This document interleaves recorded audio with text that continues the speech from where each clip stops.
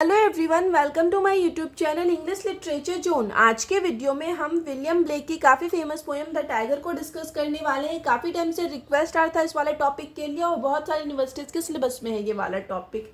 इस वाले वीडियो से पहले ना हम विलियम ब्लेक की एक और कविता पे ऑलरेडी वीडियो अपलोड कर रखे हैं।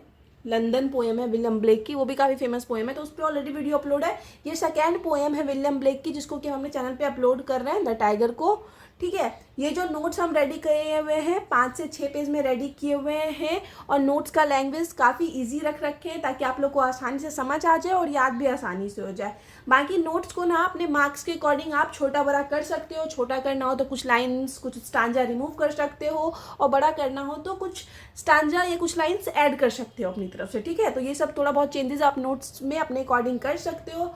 बाकी अगर द टाइगर पोएम आप लोग के सिलेबस में है और ये वाली वीडियो आप लोग के लिए हेल्पफुल होती है तो आप लोग वीडियो को लाइक करना, चैनल को सब्सक्राइब करना और कमेंट करके बताना वीडियो को कैसा लगा। स्टार्ट करते हैं। सबसे पहले इंट्रोडक्शन वाला सेक्शन है। इंट्रोडक्शन में है the poem the tiger was written by the famous English poet William Blake. मतलब जो हम लोग की कविता है द टाइगर, उसको लिखा गया प्रसिद्ध अंग्रेजी के पोएट कवि विलियम ब्लेक के द्वारा लिखा गया है। It was published in Blake's collection song of experience in 1794। इस पोएम को जो पब्लिश करवाया गया विलियम ब्लेक के कलेक्शन सॉन्ग ऑफ एक्सपीरियंस में पब्लिश करवाया गया 1794 में। The poem is formed of questions. ये जो कविता है वो क्वेश्चन के फॉर्म में बनी हुई है, इट मीन्स प्रश्न से बनी हुई है। दैट द स्पीकर आस्क, जिसमें कि स्पीकर क्वेश्चन करता है about the nature of God and his creation. मतलब भगवान के नेचर के बारे में, प्रकृति के बारे में, उनकी क्रिएशन से रिलेटेड वक्ता जो है ना इस पोएम के माध्यम से क्वेश्चन कर रहा है। द पोएम क्वेश्चंस, पोएम में क्वेश्चन किया गया, प्रश्न किया गया, whether the same god that created innocent and vulnerable creature such as lamb could create such a fierce and fearsome animal as the tiger. मतलब इस पोएम के माध्यम से ये भी क्वेश्चन किया गया है कि दोनों सेम ही गॉड है, दोनों एक जैसे ही भगवान है, जो कि एक तरफ इनोसेंट इट मीन्स निर्दोष से, वनरेबल इट मीन्स हो जाता है जो खुद की रक्षा ना कर सके, जो सेफ ना हो। मतलब यहाँ पे लैम्ब की बात की गई है। तो जो मेमना होता है छोटा सा, कैसे वो निर्दोष से होता है, वो खुद की रक्षा खुद नहीं कर सकता। और वहीं दूसरी तरफ एक भयंकर सा, डरावना सा, खतरनाक टाइगर है। तो क्या दोनों को बनाने वाला एक ही भगवान है? इस तरीके का क्वेश्चन जो है इस पोएम में किया गया है। The premise of the poem is, मतलब इस पोएम का जो आधार है इज द क्वेश्चन, वो क्वेश्चन है कि of why god has allowed evil to exist, कि भगवान ने बुराई को एग्जिस्ट में, इट मीन्स हो जाता है अस्तित्व में, क्यों रहने दिया। कि भगवान के हाथ में था ना अच्छाई बुराई सब क्रिएट करना। यही जो है इस पोएम का मेन क्वेश्चन है। अब नेक्स्ट जो सेक्शन है वो ऑथर वाला सेक्शन है। इसमें हम विलियम ब्लेक के बारे में लगभग 1 पेज डिस्कस कर रखे हैं। तो अगर आप क्रिटिकल एप्रिसिएशन पोएम का लिख रहे हो या पोएम से रिलेटेड कोई क्वेश्चन आंसर लिख रहे हैं तो जरूरी नहीं है कि आप ऑथर के बारे में इतना बड़ा मेंशन करो। बस 4 से 5 लाइन अगर ऑथर के बारे में आप लिखते हो तो काफ़ी है। हम ये डिटेल में मेंशन कर रखे हैं ताकि ऑब्जेक्टिव के पॉइंट ऑफ व्यू से, मतलब अगर आपके एग्जाम में इससे रिलेटेड ऑब्जेक्टिव आ जाए, मल्टीपल चॉइस क्वेश्चन आ जाए ना, तो आपको दिक्कत ना हो, आप पढ़ रखे हो थोड़ा बहुत ऑथर के बारे में। बाकी अगर ऑथर से रिलेटेड कोई क्वेश्चन आ जाए तब आप इस वाले सेक्शन से शुरू कर सकते हो। William Blake was an English poet. William Blake जो थे एक अंग्रेजी पोएट थे, प्रिंट मेकर थे एंड पेंटर थे। ठीक है, प्रिंट मेकर इट मीन्स हो जाता है जो इंसान पिक्चर बनाता हो या डिज़ाइन करता हो। He was born in London. उनका जन्म जो हुआ था लंदन में हुआ था, इंग्लैंड में, ऑन 28 नवंबर 1757 में। ठीक है, कब जन्म हुआ था ध्यान रखिएगा अगर आप लोग के सिलेबस में विलियम ब्लेक के बारे में पढ़ने के लिए है तो, क्योंकि जन्म का डेट पूछ देता है कभी कभी। His works remained unrecognised during his age. मतलब उनके एज के दौरान, मतलब जब तक वो जीवित रहे ना, तो उनका वर्क्स अनरिकॉग्नाइज्ड रहा। मतलब उनके पोएम को बहुत ज़्यादा प्रसिद्धि, उनके वर्क्स को बहुत ज़्यादा प्रसिद्धि नहीं मिली जब तक वो जीवित रहे। But later on he emerged as a seminal figure in the history of English poetry. लेकिन बाद में जो है ना वो इंग्लिश पोइट्री के, इट मीन्स अंग्रेजी कविता के ना सेमिनल फिगर, इट मीन्स हो जाता है इन्फ्लुएंशियल फिगर, ग्रेट फिगर के रूप में इमर्ज्ड हुए, इट मीन्स उभरे, प्रकट हुए। Blake was great visionary poet. William Blake जो थे वो एक ग्रेट, इट मीन्स महान विजनरी पोएट थे, काल्पनिक पोएट थे। ठीक है, जो इमेजिन करते थे बहुत सारी चीज़ों को। He live during romantic as. ये जो जीवित थे रोमांटिक एज के टाइम ये जीवित थे। आपको पता है कि 1798 से रोमांटिक एज स्टार्ट हो जाता है प्रीफेस टू लिरिकल बैलेड के पब्लिकेशन के साथ, और जो इनका जन्म हुआ था 1757 में हुआ था। And his works depict the age of that time. और उनका जो काम है ना उस समय के एज को दर्शाता है, उस समय के एज के बारे में बताता है। Blake was against race discrimination. Blake it means जो ऑथर थे ना वो रेस डिस्क्रिमिनेशन, इट मीन्स जातिगत जो भेदभाव किया जाता है ना उसके अगेंस्ट थे, उसके विरुद्ध थे, and raised his voice for equal rights in poetry. और इसी वजह से वो अपनी कविताओं में ना इक्वल राइट्स के लिए, बराबर अधिकार के लिए ना वॉइस रेज किए हुए हैं, इट मीन्स आवाज उठाए हुए हैं। He also raised child labour issue, साथ ही साथ वो चाइल्ड लेबर, इट मीन्स बच्चों से जो काम करवाया जाता था, बाल श्रम जो करवाया जाता था ना, उस इशू से भी रिलेटेड जो है वॉइस रेज किए हुए हैं इन हिज पोइट्री, अपनी कविता में। एंड अदर मेजर इशू, और साथ ही साथ जो दूसरे मेजर इट मीन्स प्रमुख इशू हैं, मुद्दे हैं, इंक्लूडिंग जिसमें शामिल है fake depiction of Christianity, it means जो ईसाई धर्म के बारे में जो झूठा चित्रण किया जाता है ना, उसके बारे में भी जो है ये अपने वर्क्स के में लिख रखे हैं, डिस्कस कर रखे हैं। मतलब डिटेल में मेन जो है ना वो रेस डिस्क्रिमिनेशन के बारे में बात करते हैं, जातिगत भेदभाव के बारे में बात करते हैं अपनी कविताओं में, चाइल्ड लेबर के बारे में बात करते हैं, और उसके बाद जो गलत तरीके से चित्रण किया जाता है ईसाई धर्म का, उसके बारे में डिस्कस करते थे मेनली कविता में। और भी ढेर सारे मेजर इशू जो थे उस समय के, जो प्रमुख मुद्दे थे ना, उनके बारे में वो डिस्कस किए हुए हैं कविता के माध्यम से ही। Blake is best known for songs of innocence. Blake जो है इट मीन्स जो ऑथर है ना, वो मेनली जाने जाते हैं, मेनली प्रसिद्ध हैं सॉन्ग ऑफ इनोसेंस के लिए, जिसमें कि उनकी काफ़ी फेमस पोएम द लैम्ब को पब्लिश करवाया गया था। और जो सॉन्ग ऑफ इनोसेंस को पब्लिश करवाया गया ना, मतलब ये पोएम्स का एक समूह था, कलेक्शन था, 1789 में पब्लिश करवाया गया। और सॉन्ग ऑफ इनोसेंस की सबसे फेमस कविता जो थी वो द लैम्ब थी। ठीक है, अगर आपके एग्जाम में द लैम्ब और द टाइगर दोनों है ना, तो कभी कभी क्या होता है ना कि इन दोनों पोएम्स के बीच आपको एग्जाम में क्वेश्चन कर देगा कि कंपैरिजन या contrast between the lamb and the tiger करके ऐसे क्वेश्चन आ जाएगा, कंपैरिजन या कॉन्ट्रास्ट रिलेटेड क्वेश्चन पूछ देगा। तो उसका आंसर भी हम रेडी कर रखे हैं, लेकिन उसके लिए मेरे पास रिक्वेस्ट नहीं आ रहा है अपलोड करने के लिए, तो वो हम अपलोड नहीं किए हुए हैं। ठीक है, तो अगर आप लोग को चाहिए द लैम्ब और द टाइगर में कंपैरिजन या फिर कॉन्ट्रास्ट, तो उसके लिए आप हमको टेलीग्राम पे मैसेज कर सकते हो। तो पहला कलेक्शन हो गया इनकी पोइट्री का, सॉन्ग ऑफ इनोसेंस, जिसको कि 1789 में पब्लिश करवाया गया। और सॉन्ग ऑफ इनोसेंस का जो सबसे फेमस पोएम था वो द लैम्ब था। सॉन्ग ऑफ एक्सपीरियंस भी जो है इनका काफ़ी फेमस कलेक्शन है पोएम का, जिसमें कि द टाइगर हम लोग का जो प्रेजेंट पोएम है उसको पब्लिश करवाया गया था। और ये जो सॉन्ग ऑफ एक्सपीरियंस है उसको 1794 में पब्लिश करवाया गया था।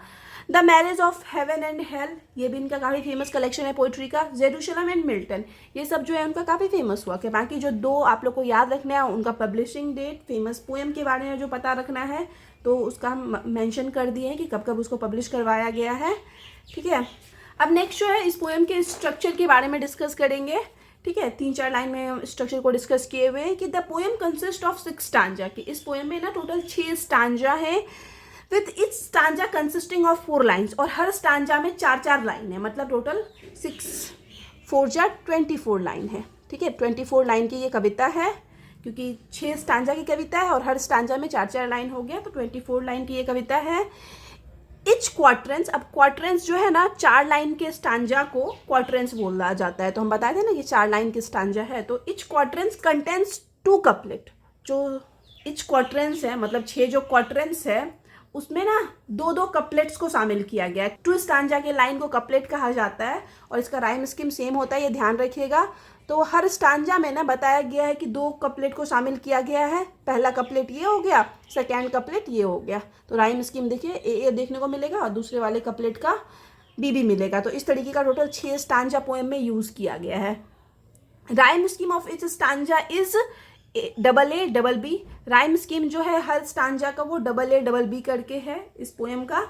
नेक्स्ट जो है हम समरी एनालिसिस वाला सेक्शन को डिस्कस करेंगे। हम स्टांजा वाइज डिस्कस किए हुए हैं लगभग 3 पेज में, उसके बाद कंक्लूजन वाला सेक्शन आ जाएगा, फिर हम लोग का नोट्स खत्म हो जाएगा। इन द फर्स्ट स्टांजा, पहले स्टांजा में the poet says that, poet कहते हैं कि the tiger is in deep forest and glowing like fire, कि टाइगर जो है ना वो एक घने जंगल में है और ग्लो कर रहा है, चमक रहा है फायर की तरह, आग की तरह। कैसे टाइगर का जो कलर होता है थोड़ा येलोइश कलर में होता है, येलो ऑरेंज, तो वो ना टाइगर जो है ना वो स्पीकर को एक आग की तरह दिख रहा है। He makes a rhetorical question, यहाँ पे जो स्पीकर हैं वो रेटोरिकल क्वेश्चन मीन्स भरवल रूप से, मौखिक रूप से एक क्वेश्चन करते हैं। Who created such A majestic body features of it, मतलब टाइगर को देखने के बाद स्पीकर पहले तो बताते हैं कि कैसे वो आग की तरह दिख रहा है, और उसके बाद वो बोलते हैं क्या स्पीकर कि कौन जो है ऐसे मैजेस्टिक बॉडी फीचर्स के साथ ना इस टाइगर को बनाए हुए। मैजेस्टिक इट मीन्स हो जाता है कौन इस भव्य शरीर को इतनी सारी विशेषताओं के साथ, इतने सारे फीचर्स के साथ बनाए हुए हैं। ही ऑल्सो स्टेट्स दैट, यहाँ पे स्पीकर आगे जाके कहते हैं कि the creator must be with immortal hands and eyes to have such ability. मतलब जो क्रिएटर है बाघ का, जो रचनाकार है बाघ का, तो उसके अंदर जो ऐसी एबिलिटी है, ऐसी योग्यता है ना, कन्फर्म उसके पास इमॉर्टल हैंड होगा, इट मीन्स अमर हाथ और अमर आंखें होगी। इट मीन्स वो बोलते हैं कन्फर्म वो कोई ना कोई गॉड का रूप होगा, भगवान के द्वारा बनाया गया होगा। ठीक है, यहाँ पे हम पोएम का पहला ही लाइन मेंशन किए हुए हैं, स्टार्टिंग का 2 लाइन, काफ़ी फेमस लाइन है ये। Tiger tiger burning bright in the forest of the night. ठीक है, नाइट के टाइम जो है टाइगर को पहली बार स्पीकर देखते हैं जंगल में और बताते हैं कैसे वो आग की तरह चमक रहा है, लग रहा है जैसे कोई आग जल रहा है। तो इस तरीके से ऑथर जो है लाइन यूज किए हुए हैं पहले स्टांजा में। इन द सेकेंड स्टांजा, अब दूसरे स्टांजा में द पोएट क्वेश्चन, फिर से पोएट क्वेश्चन करते हैं कि the inspiration of the creator, कि जो रचनाकार है इस टाइगर का, उसका क्या इंस्पिरेशन रहा होगा, कहाँ से उसको प्रेरणा मिली होगी टाइगर बनाने के लिए। He focuses on the fiery eye of the tiger. मतलब सेकेंड स्टांजा में जो स्पीकर हैं, जो वक्ता हैं, वो टाइगर के फायरी आंखों को, मतलब जो आग जैसा धधकता हुआ आंख है, उसको देखते हैं, उस पर फोकस करते हैं। द पोएट इज एस्टोनिस्ड, तो पोएट जो है ना पूरे आश्चर्यचकित हो जाते हैं, इट मीन्स अचंभा से भर जाते हैं। बाय इट्स कलर एंड स्टाचर, इसके कलर को देख के, इसके रंग को देखकर और इसके स्टाचर, इट मीन्स आकृति, आकार को देखकर। ठीक है, टाइगर की आंखों में देखने के बाद जब पोएट उसके कलर को ध्यान से देखते हैं तो ना पोएट पूरे आश्चर्य से भर जाते हैं। ही वंडर्स, वो आश्चर्य करते हैं। एंड क्वेश्चन, फिर से वो क्वेश्चन करते हैं कि how strong the hands of the tiger's maker had to be that he brought such divine fire under his control. यहाँ पे स्पीकर फिर से क्वेश्चन कर रहे हैं, पोएट फिर से क्वेश्चन कर रहे हैं कि उस डिवाइन फायर को, उस दिव्य फायर को अपने कंट्रोल में रखने के लिए जो टाइगर का मेकर, जो टाइगर को बनाने वाला है ना, उसके हैंड्स को कितना स्ट्रांग होना पड़ेगा, उसका हाथ कितना मजबूत होगा कि वो इस डिवाइन फायर को, इस दिव्य आग को कंट्रोल में रख सका, उसके बाद इसकी हेल्प से टाइगर को बना सका। तो फिर से यहाँ पे टाइगर के मेकर के, टाइगर के क्रिएटर की प्रशंसा की जा रही है। So Blake appreciate the wings and hands of the creator, इसलिए जो स्पीकर हैं वो अप्रिशिएट करते, प्रशंसा करते विंग्स की, इट मीन्स पंखों की या फिर हैंड्स की, हाथों की। मतलब क्योंकि स्पीकर को तो एग्जैक्ट पता नहीं है कि कौन बनाया हुआ है इस टाइगर को, तो इस वजह से वो बोलते हैं कि वो उस विंग की प्रशंसा करते हैं, उस पंख की, उस हाथ की, जो कि क्रिएटर है, रचनाकार है। Who has control over the fire, जिसका कि इस फायर पे, इस आग पे नियंत्रण है। In third stanza of the poem, poem के तीसरे स्टांजा में the poet thinks about the tiger's maker. फिर से पोएट जो है tiger maker, it mean tiger को बनाने वाले के बारे में सोचता है। ठीक है, स्टार्टिंग के 2 स्टांजा से क्लियर हो गया कि इस पोएम में मोस्टली ना क्वेश्चन किया गया है ऑथर के द्वारा या फिर स्पीकर के द्वारा टाइगर के क्रिएशन को लेके और टाइगर को जो क्रिएट किया है उसके बारे में। He talks about the tiger's heart. Third stanza में जो ऑथर है वो टाइगर के हर्ट के बारे में, इट मीन्स टाइगर के दिल के बारे में बात करते हैं। He wonders what kind of art the creator would have which shaped the muscles of tiger's heart। मतलब फिर से यहाँ पे जो स्पीकर या फिर पोएट है वो वंडर करते हैं, इट मीन्स आश्चर्य व्यक्त करते हैं कि वो कौन सा आर्ट होगा, कौन सा कला होगा क्रिएटर के पास, टाइगर को बनाने वाले के पास, जिसके थ्रू वो ना टाइगर के हार्ट के जो मसल्स हैं, मतलब टाइगर का जो हृदय की मांसपेशियां हैं, उसको शेप दे पाया, उसको आकार दे पाया। तो ऐसा कौन सा आर्ट होगा जो कि टाइगर के क्रिएटर के पास होगा। ही ऑल्सो वॉन्डर्स, फिर से वो वॉन्डर करता है, आश्चर्य व्यक्त करता है। फॉर द स्किलफुल टेक्निक, उस स्किलफुल टेक्निक के लिए, उस कुशल तकनीक के लिए, would have to be adapted to achieve this mighty task, कि मतलब इस माइटी टास्क, इस महान कार्य को पूरा करने के लिए, इट मीन्स टाइगर को बनाने के लिए कौन से स्किलफुल टेक्निक को, इस कौन से कुशल तकनीक को एडेप्ट करना पड़ा होगा इसके क्रिएटर को। The poet also wonders the moment, फिर से जो पोएट हैं वो वॉन्डर करते हैं, आश्चर्य व्यक्त करते हैं उस क्षण पे, when the tiger came alive, कि जब टाइगर जो है वो जीवित होता होगा, विथ हिज बीटिंग हार्ट। मतलब जब क्रिएटर टाइगर को बनाता होगा, उसका दिल बनाता होगा, उसको आकृति देता होगा, मांसपेशियों को जोड़ता होगा, उसके बाद जब अपने हार्ट बीट के साथ, अपने धड़कते हुए दिल के साथ जब टाइगर जीवित होता होगा, उस मोमेंट के बारे में पोएट सोचते हैं। एंड वंडर्स, और साथ ही साथ आश्चर्य व्यक्त करते हैं कि how powerful the maker's hand and feet would have to be in order to not be intimidated by the beast. मतलब वो वंडर करता है कि कितना ज़्यादा पावरफुल और स्ट्रांग होगा उस मेकर का हाथ, मतलब टाइगर को बनाने वाले का हाथ और पैर, ताकि वो इस बीस्ट से, इट मीन्स इस भयानक जानवर से, इस राक्षस जैसे जानवर से इंटिमिडेट नहीं होता, इट मीन्स डरता नहीं है टाइगर के जीवित होने के बाद। इन द फोर्थ स्टांजा, चौथे स्टांजा में, the poet compares the creator of the tiger, poet जो है कंपेयर करता है टाइगर के रचनाकार का with black Smith, black Smith से इट मीन्स लोहार से, इन हिज इमेजिनेशन, अपने इमेजिनेशन में, अपनी कल्पना में, ही वंडर्स, वो आश्चर्य व्यक्त करता है, फॉर द डिवाइन टूल्स, उन डिवाइन टूल्स के लिए, उन डिवाइन सामानों, हथियारों या फिर औजारों के लिए, लाइक हैमर, मतलब हैमर को लेकर, चेन को लेकर, एनवेल इट मीन्स हो जाता है लोहा या फिर वो स्टील, या फर्नेस इट मीन्स भट्टी को लेकर, the creator would have used for creating the tigers brain and his solid and heavy body. मतलब स्पीकर जो है ना फिर से आश्चर्य व्यक्त कर रहा है कि कौन से हैमर का, कौन से चेन का, कौन से स्टील का और कौन से भट्टी का यूज करके जो है ना क्रिएटर जो है इट मीन्स रचनाकार जो है टाइगर के ब्रेन को बनाया होगा, उसके इस हैवी और सॉलिड बॉडी को बनाया होगा। तो फिर से जो पोएट है वो यहाँ पे आश्चर्य व्यक्त करते हैं इन सारे चीज़ों को लेके, हैमर, चेन, एनवेल और फर्नेस को लेके, कि किस चीज़ के हेल्प से और कैसे बनाया गया होगा टाइगर के शरीर को, टाइगर के हैवी बॉडी को और उसके ब्रेन को।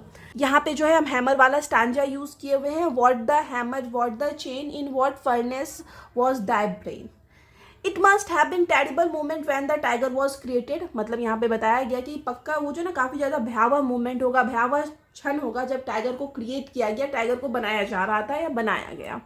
इन द फिफ्थ स्टांजा, अब पांचवें स्टांजा में, the poet tends to compare his deadly animal tiger to innocent lamb. पांचवें स्टांजा में जो उस भयानक टाइगर को, खतरनाक जानवर को निर्दोष से लैम्ब के साथ, निर्दोष से मेमना के साथ कंपेयर करता है, which is quite contrary to the nature of tiger, जो कि बिल्कुल ही विपरीत रहता है टाइगर के नेचर के, मतलब बिल्कुल टाइगर से प्रकृति में, नेचर में विपरीत होता है जो लैम्ब है, मेमना है। The poet says that, poet आगे कहते हैं कि when the tiger was created by God, कि जब गॉड के द्वारा, भगवान के द्वारा टाइगर को क्रिएट किया गया होगा, भगवान के द्वारा टाइगर को बनाया गया, द स्टार्स, तो जो स्टार्स है, जो तारे हैं, यहाँ तारों से अर्थ है सैटर्न और उनके फॉलोअर्स का। सैटर्न आप लोग को पता होगा कि पैराडाइज लॉस्ट का जो मेन राक्षस रहता है ना, मेन जिसके पास सबसे ज़्यादा पावर रहता है, तो वो सैटर्न रहता है और उसके फॉलोअर्स भी मतलब राक्षस लोग ही रहते हैं। तो सैटर्न और उसके जो फॉलोअर्स हैं, were in war with, they are so frightened by its sight, तो वो लोग ना उस टाइम ना भगवान से लड़ाई कर रहे थे, सैटर्न और उसके फॉलोअर्स। तो यहाँ पे पोएट बोलते हैं कि पक्का वो लोग जो हैं, सैटर्न और उसके फॉलोअर्स जो हैं, युद्ध के दौरान उस बाघ को देख के डर गए होंगे, that they accepted their defeat, और अपना हार मान लिए होंगे, क्योंकि बाघ जो है काफ़ी डरावना भयानक सा क्रिएचर है जिसको कि भगवान बनाया है। तो पक्का वो सैटर्न और उसके फॉलोअर डरे होंगे और अपना हार मान लिए होंगे by throwing down their weapons, और अपने वेपन्स को, इट मीन्स अपने हथियारों को फेंक दिए होंगे। एंड स्काई बिकेम वेट, और तभी जो स्काई है, इट मीन्स पूरा जो आकाश है ना, जो कि युद्ध चल रहा था आकाश में ही सैटर्न और भगवान के बीच, तो वो जो स्काई है ना पूरा वेट हो गया होगा, पूरा गीला हो गया होगा, विद देयर टीयर्स, उनके टीयर से, इट मीन्स सैटर्न और उनके फॉलोअर्स के टीयर्स से, आंसुओं से वो पूरा आकाश गीला हो गया होगा। The poet wonders would God have smiled after creating this deadly animal tiger. आगे जो है फिर से पोएट वंडर करते हैं, आश्चर्य व्यक्त करते हैं कि क्या भगवान जो है इस टाइगर को, इस भयंकर एनिमल को क्रिएट करने के बाद स्माइल किए होंगे, हंसे होंगे। ही अगेन इमेजिन्स, फिर से जो पोएट है वो इमेजिन करते, कल्पना करते हैं, is he is the same, कि वो सेम ही है, वो एक ही है, वो क्रिएटेड एन इनोसेंट लैम्ब, जो कि एक तरफ एक निर्दोष से लैम्ब को बनाते हैं, contrary to the former that is deadly enough, और जस्ट इसके विपरीत एक ऐसे जानवर को बनाते हैं जो कि इतना भयंकर है, to frighten Satan in his followers, जो कि सैटर्न मतलब वो जो राक्षस था हम बताएं पैराडाइज लॉस्ट का, और उनके फॉलोअर्स को डरा देता है। मतलब एक तरफ भगवान जो है एक प्यारे से निर्दोष से लैम्ब को बना रहे हैं, और वहीं दूसरी तरफ एक भयावह जानवर को बना रहे हैं, सैटर्न और उसके फॉलोअर्स को डरा दे रहा है। फिर से स्पीकर के मन में क्वेश्चन आ रहा है कि लैम्ब को और टाइगर को, दोनों को एक ही भगवान के द्वारा बनाया गया होगा। The last stanza is compose of almost the same as the first stanza. इस पोएम का जो आखिरी का स्टांजा है ना, वो बिल्कुल पहले स्टांजा की तरह ही है, मतलब लगभग पूरा सेम ही है, but only a slight change in the last line. लेकिन बस एक थोड़ा सा डिफरेंस देखने को मिलता है आखिरी लाइन में, मतलब जो छठा स्टांजा है वो भी 4 लाइन का होगा ना, ऊपर का जो 3 लाइन है ना वो बिल्कुल फर्स्ट वाले स्टांजा की तरह है, लेकिन जो आखिरी लाइन है ना उसमें थोड़ा बहुत चेंज देखने को मिलता है। In the opening stanza of the poem, poem के ओपनिंग स्टांजा में, इट मीन स्टार्टिंग के स्टांजा में, the poet seems to be less amazed, poet जो है कम अमेज्ड दिखते हैं, कम आश्चर्यचकित दिखते हैं, by the power of tiger and God. मतलब पहले स्टांजा में दिखाया गया कि पोएट बहुत ज़्यादा आश्चर्य नहीं व्यक्त कर रहे हैं टाइगर के पावर को लेके, गॉड के पावर को लेके, but after going through all the frightening and powerful feature of the tiger, tiger के सारे फ्राइटनिंग इट मीन्स डरा देने वाले, और पावरफुल इट मीन्स शक्तिशाली फीचर्स को जानने के बाद ही इज अमेज्ड। तो अब की बार जो ऑथर है पूरी तरह से अमेज्ड है, पूरी तरह से आश्चर्यचकित है that it is only god, कि वो सिर्फ भगवान ही हो सकता है who can dare to create such an animal, कि भगवान के अंदर ही ऐसी हिम्मत हो सकती है कि वो इतने खतरनाक, इतने शक्तिशाली, पावरफुल, डरावने से एनिमल को बना सके। ठीक है, तो यहाँ पे जो है पोएम का छठा लाइन खत्म हो जाता है, समरी वाला सेक्शन खत्म हो गया। अब नेक्स्ट कंक्लूजन वाला है सेक्शन, उसके बाद हम लोग का नोट्स खत्म हो जाएगा। दस द पोएम, इस प्रकार जो कविता है the tiger is focuses on the nature of God, की जो कविता है हम लोग की द टाइगर वो नेचर ऑफ गॉड मतलब भगवान के नेचर पे फोकस करती है, साथ ही साथ उनके क्रिएशन, उनके रचना के नेचर पे फोकस करती है।